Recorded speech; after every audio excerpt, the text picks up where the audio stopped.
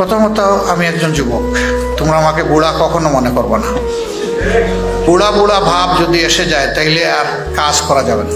2 নম্বর হলো আমার নিরাপত্তা নিয়ে তোমরা চিন্তিত হবে না, তবে আল্লাহর কাছে দোয়া করবা। যিনি চূড়ান্ত মুহাফিজ তার হাতেই আমাদের বিষয়টা আমরা ছেড়ে দিয়েছি। তোমরা একটু চেষ্টা করো একটা চমৎকার আমল করার। এই আমলটা বাকি সমস্ত আমলকে আলোকিত করে। এটি হচ্ছে শেষ রাতের ইবাদত। আজকের কাজ কালকে করবা, তোমার জন্য পড়ে থাকবে না, আরেকজন করে ফেলবে। এটা কোনো ময়দান খালি থাকে না, হয় সেখানে ভালো গাছ থাকবে, না হয় আগাছা থাকবে। দীর্ঘদিন আমরা বঞ্চিত ছিলাম। ক্যাম্পাসে তোমরা দাওয়াতটা দিতে পারো নি, অনেকে ভালো করে নামাজটাও পড়তে পারেনি। এই কাজ যারা করেছিল তারা এখন বিপর্যস্ত এবং অপদস্থ। আমরা এই সময় কোনো প্রতিশোধ নেব না, কাউকে নিয়ে ঠাট্টা মস্করা করবো না। মানিক সাহেব কলাপাতায় ঘুমাইলো নাকি ভালো জাজিমে ঘুমাইলো, এগুলো আমাদের সাবজেক্ট না।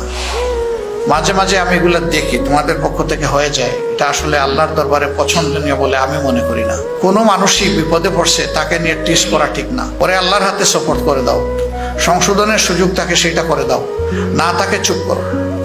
এই যে আমরা ট্রল করি মানুষ মরার পরে এবং এই ধরনের বিপদে পড়ার পর, এটা ভালো জিনিস না।